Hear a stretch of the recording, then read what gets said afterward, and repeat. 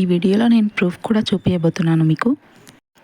ఇప్పుడు మీరు చూస్తున్నది నైట్ టైం తీసిన video.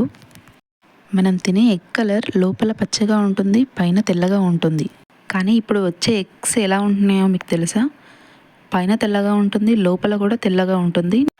First egg and second egg రెండు అలాగే ఉన్నాయి.